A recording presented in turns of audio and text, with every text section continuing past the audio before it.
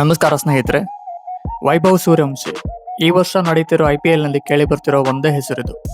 ಪ್ರತಿ ಬಾರಿ IPL ಬಂದಾಗ ಸೋಷಿಯಲ್ ಮೀಡಿಯಾ ತುಂಬ RCB, ವಿರಾಟ್ ಕೊಹ್ಲಿ, ಧೋನಿ, CSK ಹೀಗೆ ಒಂದೊಂದು ವಿಷಯಗಳು ಟ್ರೆಂಡಿಂಗ್ನಲ್ಲಿರುತ್ತವೆ. ಆದರೆ ಕಳೆದ ಸೀಸನ್ನಿಂದ IPLನಲ್ಲಿ 15 ವರ್ಷದ ಈ ಹುಡುಗ ಫುಲ್ ಟ್ರೆಂಡಿಂಗ್ನಲ್ಲಿದ್ದಾನೆ. ಕಳೆದ ವರ್ಷ 14 ವರ್ಷಕ್ಕೆ IPLನಲ್ಲಿ ಆಡ್ತಾನೆ, ಭಯಭೀತಿ ಇಲ್ಲದೆ ಬ್ಯಾಟಿಂಗ್ ಮಾಡ್ತಾನೆ ಅಂತ ಕ್ರಿಕೆಟ್ ಪ್ರೇಮಿಗಳಲ್ಲಿ ಹುಚ್ಚು ಹಿಡಿಸಿದ್ದ ಈ ಹುಡುಗ. ಅದೇ ಕಾರಣಕ್ಕೆ ವೈಭವ್ ಟೀಮ್ ಇಂಡಿಯಾದ ಅಂಡರ್-16, ಅಂಡರ್-19 ತಂಡಗಳಲ್ಲಿ ಡೈರೆಕ್ಟ್ ಆಗಿ ಸ್ಥಾನ ಪಡೆದು ಬೇರೆ ಬೇರೆ ದೇಶಗಳಿಗೆ ಹೋಗಿ ಕ್ರಿಕೆಟ್ ಆಡಿ ಬಂದಿದ್ದ. ಆದರೆ ಈ ಬಾರಿ IPLನಲ್ಲಿ ಈ ಹುಡುಗನ ಕದರ್ ಇನ್ನೂ ಜೋರಾಗಿದೆ. ಮೊದಲ ಪಂದ್ಯದಿಂದ ವೈಭವ್ ಸೂರ್ಯವಂಶಿ ಭರ್ಜರಿ ಫಾರ್ಮ್ನಲ್ಲಿದ್ದಾನೆ. ಅಷ್ಟೇ ಅಲ್ಲ, ಹೆಚ್ಚು ರನ್ ಗಳಿಸಿ ಸದ್ಯಕ್ಕೆ ಆರೆಂಜ್ ಕ್ಯಾಪ್ ಹೋಲ್ಡರ್ ಕೂಡ ಆಗಿದ್ದಾನೆ.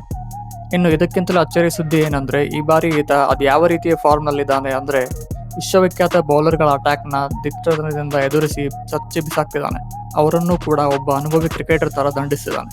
ಮೊನ್ನೆ ಮುಂಬೈ ಇಂಡಿಯನ್ಸ್ ವಿರುದ್ಧದ ಮ್ಯಾಚ್ನಲ್ಲಿ ಭಾರತದ ಜಸ್ಪ್ರೀತ್ ಬುಮ್ರಾ ಅವರ ಮೇಲೆ ಸವಾರಿ ಮಾಡಿದ್ದ ಸೂರ್ಯವಂಶಿ RCB ವಿರುದ್ಧದ ಮ್ಯಾಚ್ನಲ್ಲಿ ಆಸ್ಟ್ರೇಲಿಯಾದ ಜೋಶ್ ಹೇಜಲ್ವುಡ್ ಅವರ ಬಾಲ್ಗಳನ್ನು ಆ ಕಡೆ ಒಮ್ಮೆ ಈ ಕಡೆ ಒಮ್ಮೆ ಬೌಂಡ್ರಿ ಬಾರಿಸ್ತಿದ್ರೆ ವಿಶ್ವವಿಖ್ಯಾತ ಬೌಲರ್ ಆತನನ್ನ ದಂಗಾಗಿ ನೋಡ್ತಿದ್ದ.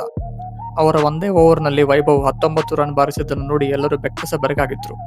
ಹೇಜಲ್ವುಡ್ ಒಬ್ಬ ವರ್ಲ್ಡ್ ಕ್ಲಾಸ್ ಬೌಲರ್ ಅನ್ನೋದನ್ನ ಮರೆಸೋ ರೀತಿಯಲ್ಲಿ ಬ್ಯಾಟಿಂಗ್ ಮಾಡಿದ್ದ ವೈಭವ್ ಮ್ಯಾಚ್ನಲ್ಲಿ ಕೇವಲ 15 ಬಾಲ್ಗಳಲ್ಲೇ ಹಾಫ್ ಸೆಂಚುರಿ ಬಾರಿಸಿದ್ರು.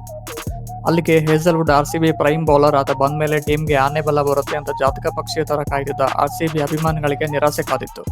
ಕೊನೆಗೆ ವೈಭವ್ 26 ಬಾಲ್ಗಳಲ್ಲಿ 78 ರನ್ ಹೊಡೆದು ಔಟ್ ಆದ್ರು. ಜಸ್ಟ್ 15 ವರ್ಷ ವಯಸ್ಸಿನ ಹುಡುಗನೊಬ್ಬ ತನ್ನ ಸಿಡಿಲಬ್ಬರದ ಬ್ಯಾಟಿಂಗ್ನಿಂದ ಪಂದ್ಯವನ್ನು ಕೈಯಿಂದ ಕಸಿಕೊಳ್ತಿದ್ರೆ ಸೂಕ್ತ ಬೌಲರ್ಗಳಿಲ್ಲದೆ RCB ಮಂಕಾಗಿ ಸೋತು ಹೋಯಿತು. ಹಾಗಾಗಿ Suryavanshi man of the match ಪ್ರಶಸ್ತಿಯನ್ನು ಕೂಡ ಪಡೆದ್ರು. ಅವರಂತೆಯೇ ಬ್ಯಾಟಿಂಗ್ ಮಾಡಿದ ಇನ್ನೊಬ್ಬ ಯುವ ಪ್ರತಿಭೆ ಧ್ರುವ್ ಜುರೈಲ್ 43 ಬಾಲ್ಗಳಲ್ಲಿ 81 ರನ್ ಗಳಿಸುವ ಮೂಲಕ ತಮ್ಮ ತಂಡದ ಗೆಲುವಿಗೆ ಕಾರಣರಾದರು.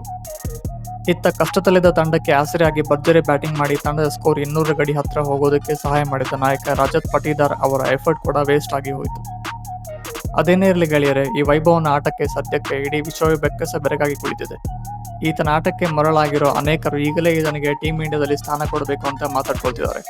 ಇನ್ನು ಕೆಲವರು ಇಲ್ಲ ಈತ ಇನ್ನೂ ಪಳಗಬೇಕು, ಬರೀ ಹೊಡಿ ಆಟವನ್ನು ಕಲ್ತ್ರೆ ಸಾಕಾಗಲ್ಲ, ತಾಳ್ಮೆಯನ್ನು ಕೂಡ ಕಲಿಯಬೇಕು ಅಂತ ಹೇಳ್ತಿದ್ದಾರೆ.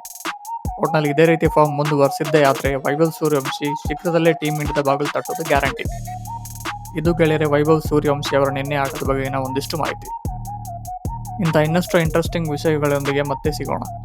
ಇದೇ ರೀತಿಯ ವಿಡಿಯೋಗಳಿಗಾಗಿ ನಮ್ಮ ಚಾನಲ್ ಸಬ್ಸ್ಕ್ರೈಬ್ ಮಾಡಿಕೊಳ್ಳಿ. ಸಿಗೋಣ ಮುಂದಿನ ವಿಡಿಯೋದಲ್ಲಿ. ನಮಸ್ಕಾರ.